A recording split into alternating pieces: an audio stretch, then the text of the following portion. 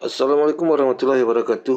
Jumpa kembali dengan saya Dr. Andes Turdianto yang akan memberikan materi yang mengajarkan mata pelajaran teknik pemrograman mikroprosesor dan mikrokontroler.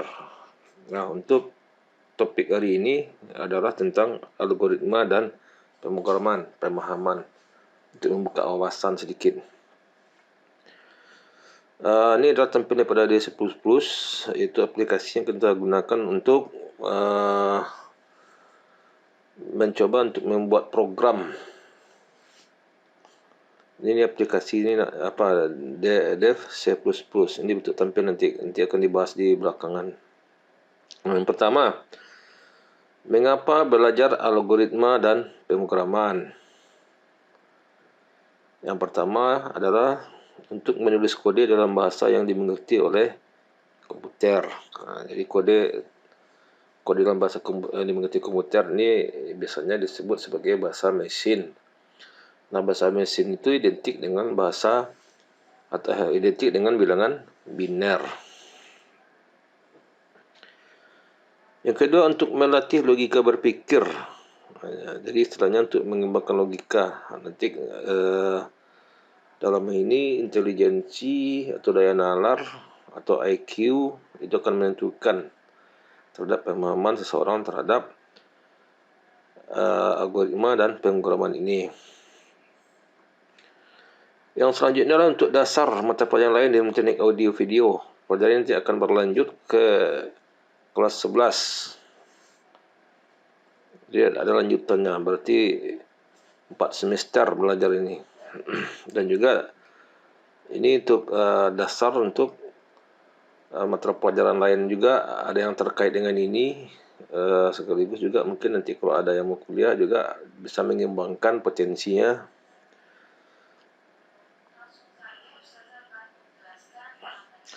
Nah, apakah belajar programming itu sulit? Nah, ini kan ada pertanyaan. Yang pertama, hanya butuh waktu atau jam terbang. Ingat, jadi butuh waktu dan jam terbang. Jadi tidak mungkin diajarkan langsung kalian paham atau mengerti. Jadi butuh waktu dan jam terbang. Ini sangat menentukan.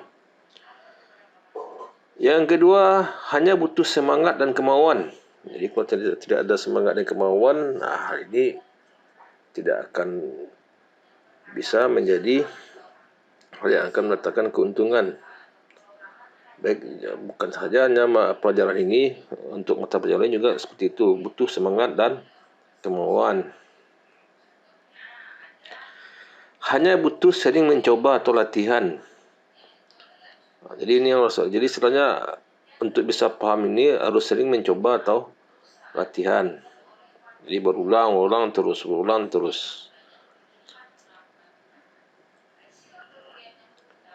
Kuncinya untuk belajar pemrograman ini adalah latihan dan diskusi. Jadi istilahnya kalian juga harus bisa mengembangkan diri dalam satu komunitas untuk sharing informasi, berbagi informasi.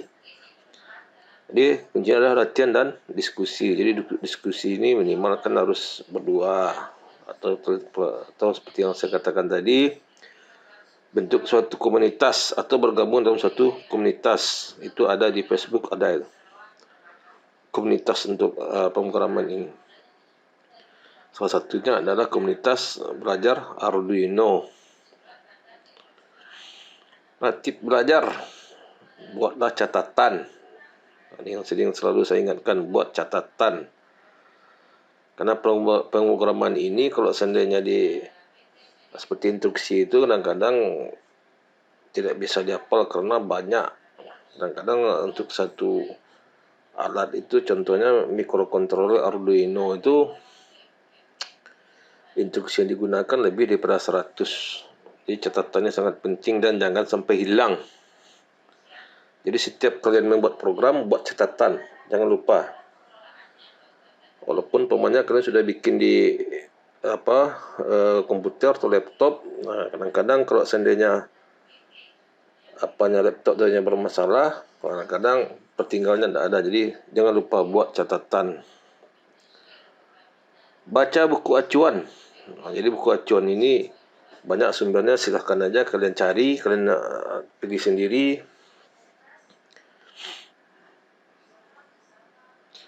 Paling tidak buku acuan itu bisa kalian ambil dari internet. Yang ketiga, banyak latihan atau praktek atau mencoba. Jadi semakin banyak latihan, semakin banyak praktek, semakin banyak mencoba, biasanya kalian semakin ahli. Jadi istilah jangan bosan-bosan mengulang-ulang.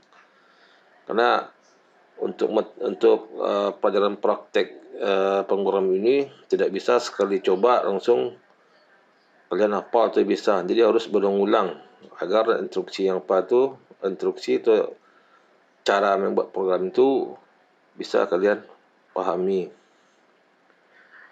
Banyak bertanya dan belajar dari sumber lain. Ya, istilahnya jangan malu bertanya. Dan belajar dari komunitas lain.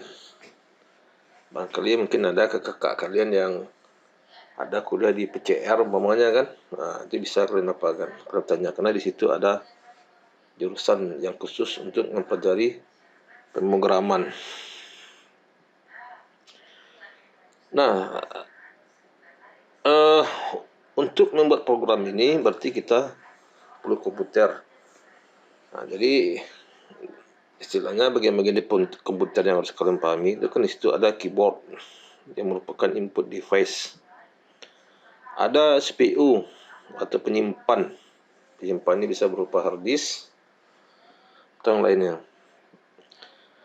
Primary storage, jadi ini CPU-nya atau pemrosesnya, dan ini ada penyimpan peralatan simpan di luar seperti disk, tape atau flash disk atau apa. Nanti untuk pelajari ini kalian wajib mempunyai flash disk. Dan ada monitor dan printer, itu disebut output device. Nah, jadi satu komputer itu kalau digambarkan secara blok diagram berarti ada input device. Nah, ada input device, ada pemrosesnya CPU atau primary storage. Primary storage ini berarti ini RAM. Ya, RAM dan ROM. Nah, ini penyimpan eksternal atau memori eksternal. Biasa seperti disk, tape atau primary storage ini kadang bisa juga nih, ini bisa hard disk ya. Bisa juga yang terdapat dalam ini untuk luar auxiliary storage device ini kadang yang sekarang yang populer banyak digunakan adalah flash disk. Dan peralatan output yang terdiri dari monitor dan printer. Nah, bagian dalam sistem komputer ada perangkat lunak.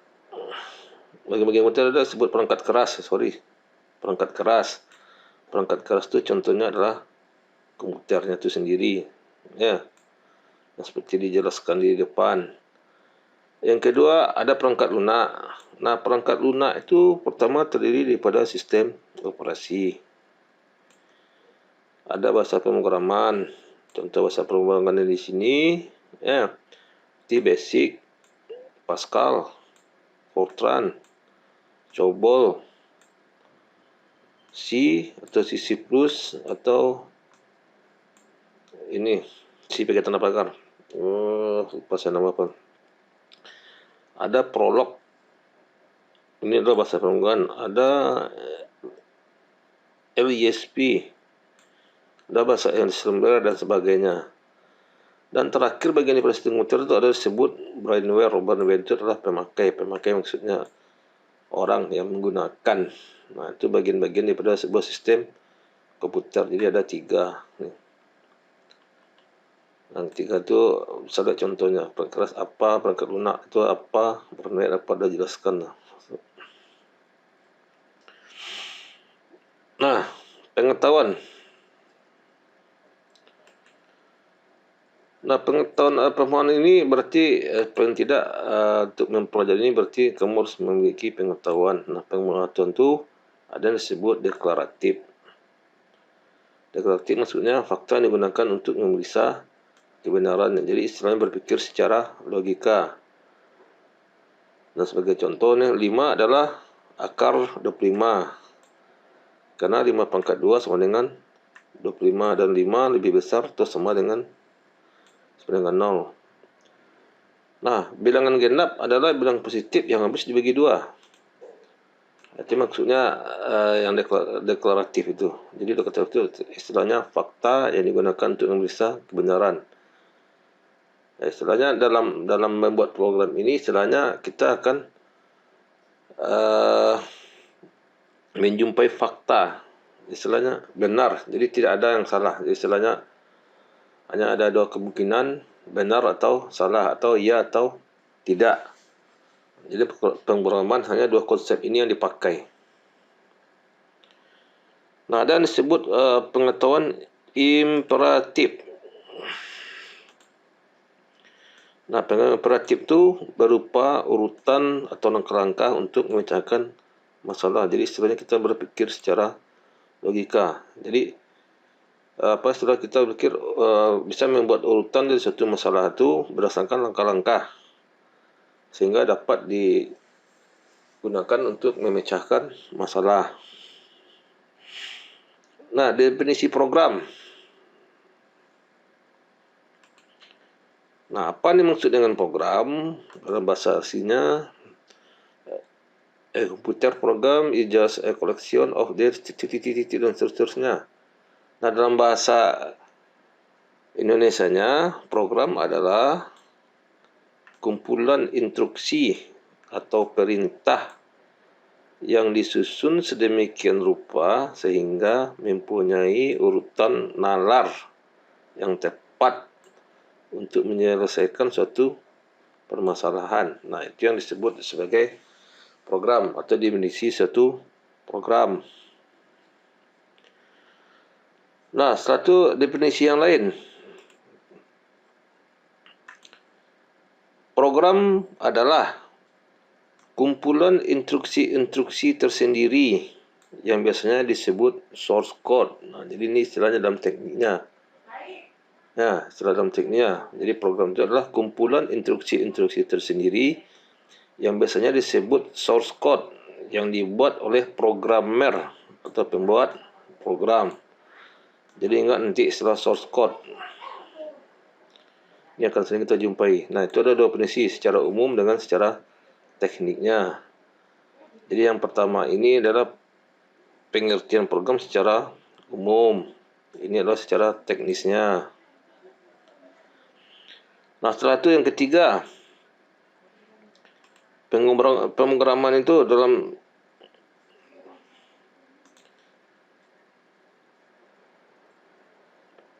instruksi atau statement. Yang dimaksud adalah sintaks. Ini bukan definisi ini tentang apa maksud instruksi. Jadi maksud dengan instruksi atau statement, yang dimaksud adalah sintak. Sintak ini adalah cara penulisan sesuai dengan bahasa pemrograman yang digunakan, yang mempunyai komponen-komponen seperti ada input, ada output, ada proses, ada percabangan, dan ada perulangan. Ini adalah tentang cara menuliskan instruksi. Jadi dalam instruksi itu nanti akan kamu jumpai komponen-komponennya di dalamnya. Yaitu ada input, ada output, ada proses, ada pencabangan, dan ada perulangan. Dan nanti akan kita bahas nanti secara tersendiri pada materi selanjutnya. Nah, sekarang pengertian algoritma. Apa itu algoritma? Jadi, algoritma itu adalah urutan langkah logis. Langkah logis ini maksudnya yang bisa masuk dalam pikiran atau akal, istilahnya fakta yang bisa kita jumpai untuk menyelesaikan masalah tertentu. Jadi pengertian daripada algoritma. Nah, sekarang kita bahas tentang komunikasi manusia dan komputer.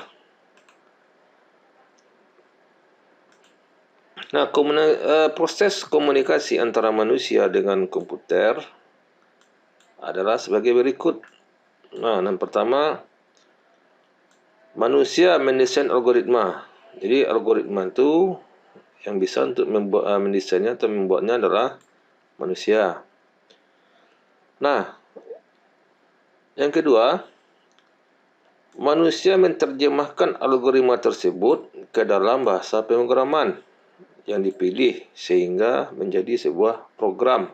Ini langkah-langkahnya. Komunikasi antara manusia dengan komputer. Nah, setelah itu, komputer menjalankan program hasil penerjemahan algoritma menjadi bahasa pemrograman di atas. Nah, setelah itu, komputer akan mengeluarkan respon kepada manusia. Jadi istilahnya apa yang dibuat itu nanti akan dijalankan oleh komputer. Nah, istilahnya itu dikatakan respon. Jadi istilahnya ini komputer kalau tidak ada program, dia sama dengan benda mati. Jadi agar komputer itu bisa melakukan pekerjaan sesuai yang dikehendaki, itu adalah manusia yang memprogramnya. Nah, bagaimana cara memprogramnya itu yang akan kita pelajari. Nah, contoh sebuah algoritma.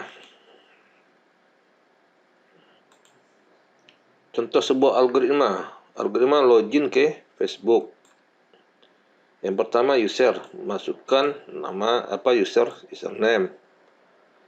Nah, setelah itu untuk user masukkan password. Setelah langkah kedua akan masukkan password. Langkah ketiga selanjutnya sistem lagi bekerja. Nah, cek apakah username terdaftar. Nah, sistem lagi bekerja. Nah, jika tidak terdaftar, maka sistem akan mengeluarkan peringatan adanya kesalahan. Nah, jika terdaftar, maka selanjutnya sistem akan mengecek apakah username dan passwordnya cocok atau sesuai dengan database. Nah, langkah selanjutnya sistem lagi bekerja. Nah, jika username dan passwordnya cocok, maka user diperbolehkan masuk ke Facebook yang bersangkutan. Jika tidak cocok, maka sistem akan mengeluarkan peringatan adanya kesalahan. Nah, langkah selanjutnya user dapat mengakses halaman Facebook yang bersangkutan. Nah, ini jadi contoh yang ada ini adalah contoh sebuah algoritma. Nah, ini adalah contoh sebuah algoritma. Jadi istilahnya dalam hal ini dapat kita lihat bahwasanya algoritma itu istilahnya masuk dalam logika. Nah, setelah itu yang dilakukan di sini adalah dalam algoritma itu setiap pekerjaan itu dilakukan tahap demi tahap. Nah, itu dikatakan apa tadi? Berurutan. Nah, sekarang apa disebut sebagai bahasa pemrograman? Nah, yang dimaksud dengan bahasa pemrograman adalah alat untuk membuat program. Nah, contoh bahasa pemrograman itu seperti bahasa C, C++, Pascal, Basic, Perl, PHP, ASP, JHP, Java, dan lain-lain. Nah, perbedaan dari bahasa pemrograman ini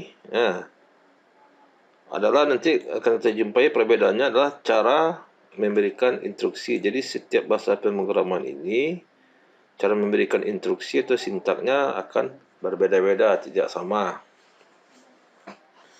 Jadi nanti mana yang paling bagus kita gunakan ya sesuaikan dengan permasalahan yang kita hadapi. Nah, jadi untuk memilih bahasa pemrograman ini sesuaikan dengan permasalahan yang kita hadapi.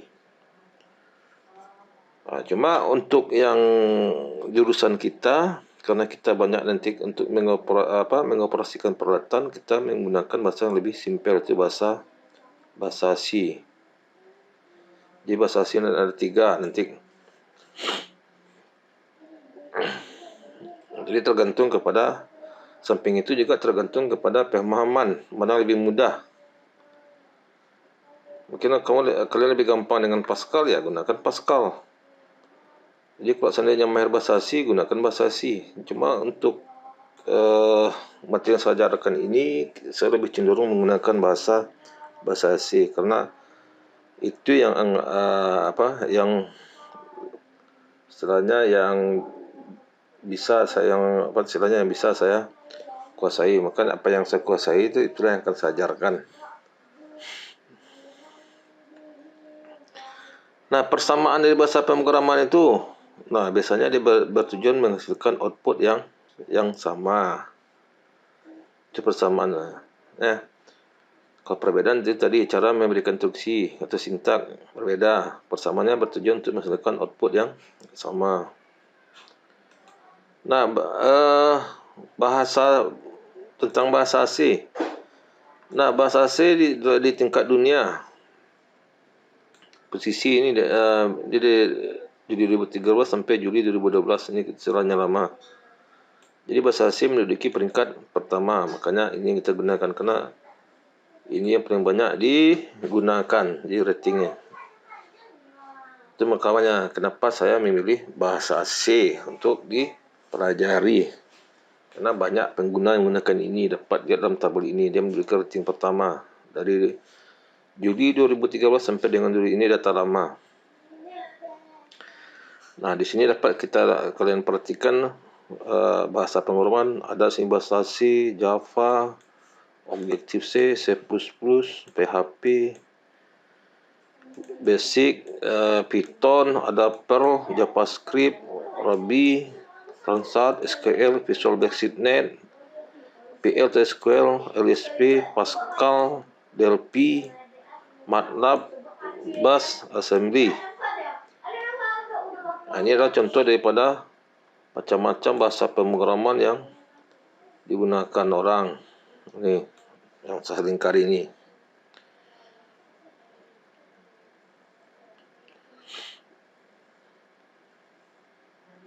Nah, paradigma pemrograman. Paradigma itu istilahnya sesuatu hal yang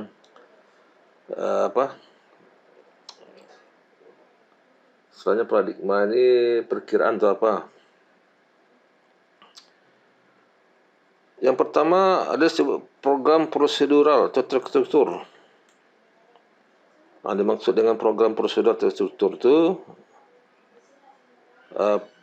pemrogram ini bekerja berdasarkan urutan-urutan yang disebut dengan nama istilahnya sekuensial. Urutan sekuensial. Nah, program adalah suatu rangkaian prosedur untuk memanipulasi data. Nah, harus ingat. Jadi program adalah suatu rangkaian prosedur untuk memanipulasi data. Data itu maksudnya data itu bisa dimanipulasi. Istilahnya bisa diakal-akalin lah istilahnya. Nah, prosedur merupakan kumpulan instruksi yang dikerjakan secara berurutan. Itu disebut dengan prosedur. Selanjutnya harus mengingat prosedur mana yang sudah dipanggil dan apa yang sudah diubah. Ini harus diperhatikan. Nah, sebuah program dapat dibagi-bagi menjadi prosedur dan fungsi. Contoh yang biasanya yang menggunakan ini biasanya Pascal atau bahasa C. Nah, sekarang pemrograman fungsional. Nah, dimaksud dengan program fungsional itu adalah program berdasarkan teori fungsi matematik. Nah, fungsi, yang dimaksud dengan fungsi ini merupakan dasar utama dari program. Dan ada disebut pemrograman modular. Nah, maksud sini, kalau pemrograman modular berarti pemrograman ini membentuk banyak modul. Nah, dia maksud dengan modul merupakan kumpulan dari prosedur dan fungsi yang berdiri sendiri. Nah, sebuah program dapat merupakan kumpulan modul-modul. Contohnya program yang menggunakan ini adalah modula atau ADA. Ya, ADA. Jadi ADA modula ini adalah bahasa pemrograman. Nah, itu maksud pemrograman. Jadi ada yang disebut pemrograman prosedural atau terstruktur, ada disebut pemrograman fungsional, dan ada disebut pemrograman modular. Jadi pembagian apa dimaksud dengan apa? Paradigma pemrograman. Nah, setelah itu ada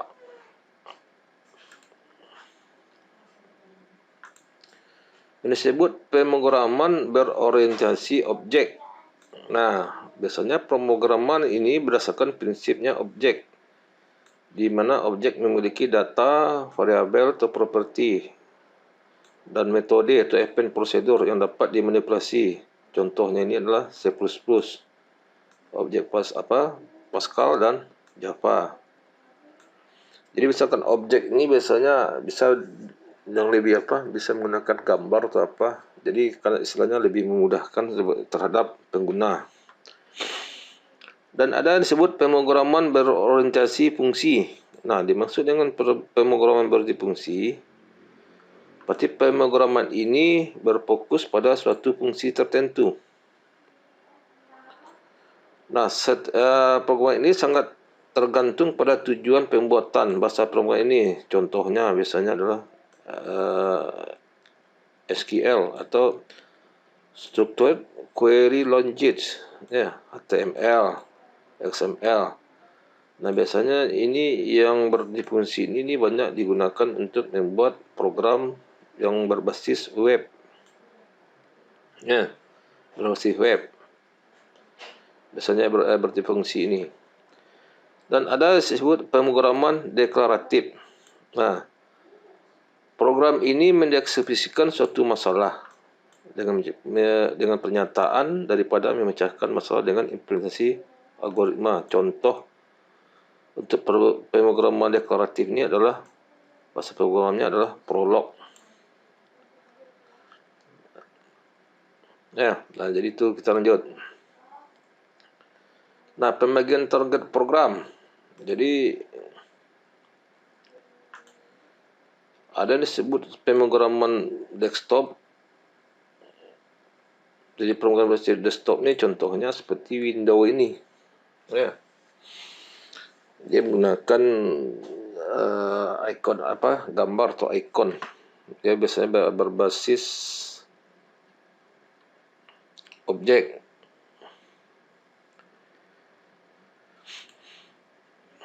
Dan ada pemrograman untuk web, yang saya katakan lagi, dan ada pemrograman untuk mobile. Nah, biasanya untuk pemrograman desktop ini contoh dia biasanya menggunakan bahasa Pascal, bahasa C. Kalau web itu tadi HTML, SQL.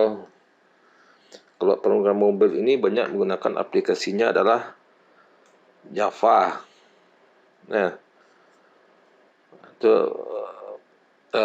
pembagian-pembagian daripada target program. Jadi program itu bisa dibuat untuk memprogram desktop, bisa untuk web, dan bisa untuk pemrograman mobile. Jadi aplikasi gunakan itu sudah jelas berbeda.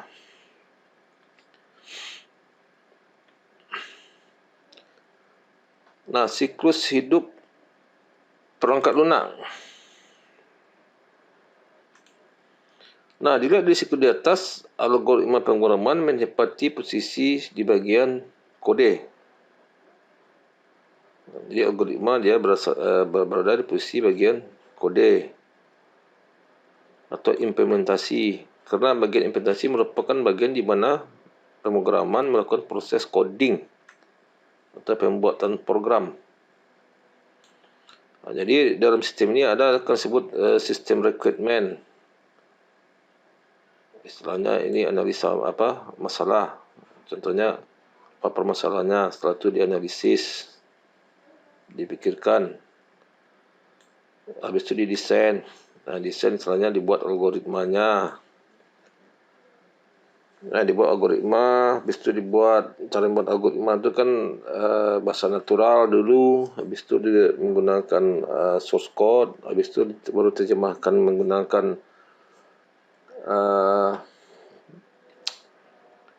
apa namanya ni,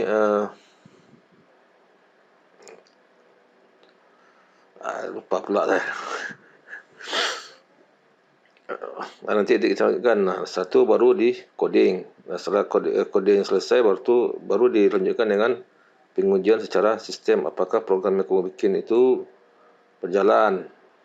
Setelah program itu berjalan, baru dilakukan kalau seandainya ada kesalahan, perbaikan, maka dilakukan maintenance. Itu siklus hidup dari perangkat lunak.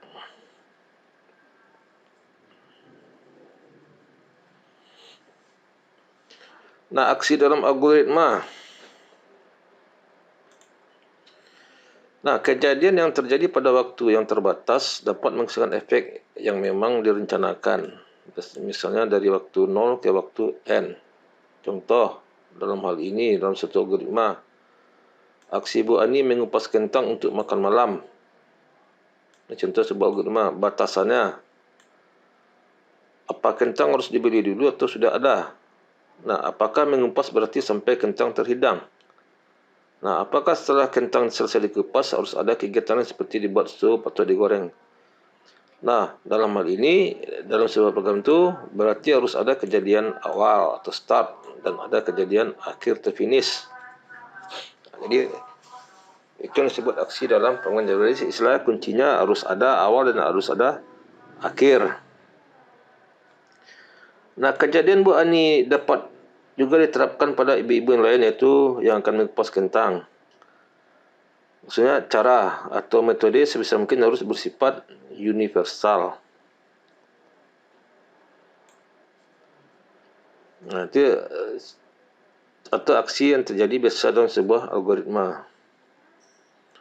Contoh kasus. Contoh kasus ya, kita buat satu kasus. Ada 2 gelas kosong yang berukuran 5 liter dan 3 liter. Bagaimana cara kita mendapatkan air berukuran 4 liter? Ini kan satu kasus. Bagaimana cara mendapatkan air berukuran 2 liter?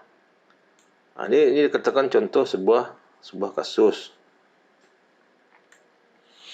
Jadi nanti dari kasus ini harus kita kembangkan bagaimana cara menyelesaikannya. Caranya,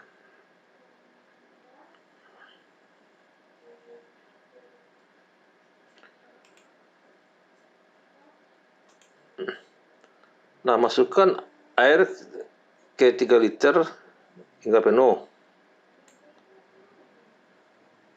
Masukkan air 3 liter ke 5 liter. Sisa 2 liter yang kosong, masukkan air ke 3 liter hingga penuh. Tuangkan air 3 liter ke sisa 2 liter, berarti sisa 1 liter dari gelas 2 liter. Buang seluruh air di gelas 5 liter tadi. Tuangkan air 1 liter yang ada di gelas 3 liter tadi hingga 5 liter kosong. Ini cara menyelesaikannya. Masukkan air 3 liter hingga penuh. Tuangkan 3 liter ke gelas 5 liter yang sudah terdapat 1 liter tadi hingga kita dapatkan 4 liter. Itu cara untuk mendapatkan 4 liter dengan 2 liter tadi itu.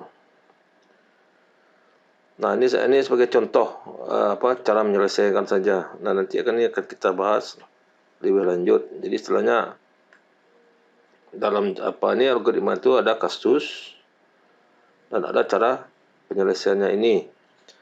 Setelah ada kasus dan cara penyelesaian, nanti ini baru nanti kita buat algoritmanya, dalam bentuk algoritmanya yang kita susun dalam bentuk apa, sehingga akhirnya kita bisa membuat sebuah program. Ini contoh-contoh pendahuluan saja dulu sebelum kita masuk ke algoritma yang selanjutnya. Sebetulnya materi ini harusnya saya jelaskan lebih awal. Ya, mungkin karena kelupaan, seharusnya ini harus saya jelaskan terlebih dahulu. Oke, saya akhiri dulu. Mungkin dalam penjelasan saya ini mungkin masih ada yang rancu atau yang ambigu atau yang belum paham. Nanti silakan ajukan pertanyaan. Saya cukupkan sampai di sini dulu. Maaf atas segala kekeliruan dan kekurangan. Saya akhiri dengan wabillahi taufiq wal hidayah. Assalamualaikum warahmatullahi wabarakatuh.